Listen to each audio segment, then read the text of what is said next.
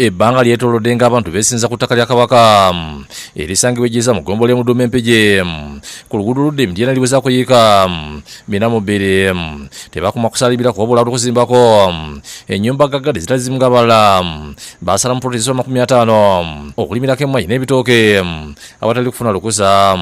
Leero Ssaabasajja Kabaka Ronald Mwenda Mutebi asiimye n'alambula ettaka lino okwongera okwekkirinya embeera yalyo mu nkola eyeesitukidde tanywa matabangufu.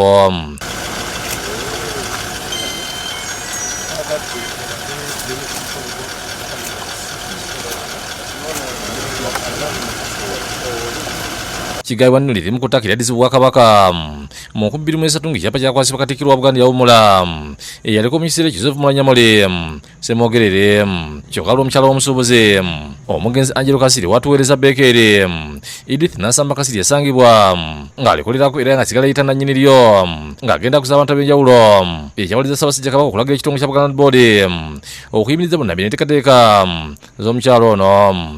Maaso mmoja abadde aberekeddwa kusabaliza Obwakabaka Christopher Bwanika Omulangira David Kintu Wasajja omuwagizi w'ekitongole kino Dennis Buga n'abalala wakati mu by'okwerinda eby'amaanyi. Omutanda obwedda buli watuuka ng'abuuza abakulu mu kitongole ekya Buganda Land Board ebibuuzo ebyenjawulo okugatta n'omwami wa Kabaka ow'omuluka gw'ejjisa Ivan Sozi nga byababuuza bibaddamu nga beeyambisa maapu ey'ettaka lino.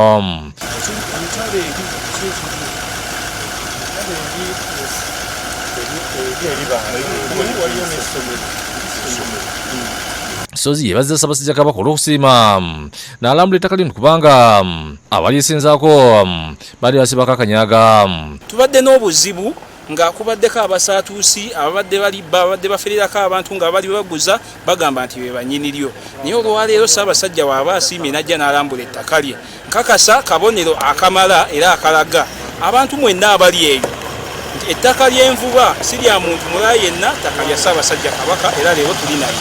Buga ayogedde okulabula kwa Kabaka ku ttaka lino eryejjeza ategeeza nti Omutanda abalagidde bongera amaanyi mu kutangira abasaatuukira ku ttaka lye. Ettaka lyonna alitambudde n'aliraba n'alaba embeera mweriri era asiimye nnyo omulimu ogukoleddwa Buganda Land Board ogw'okukuuma ettaka lino era n'alagira omulimu gw'okulikuuma kugende mu maaso. Kyetusanyukidde nti naffe nga Buganda Land Board katufunye amaanyi. Alabudde Edith Kasiri agenda asala poloti mu ttaka lino n'aba bazimbako nti byonna bye bakola biri bweru w'amateeka.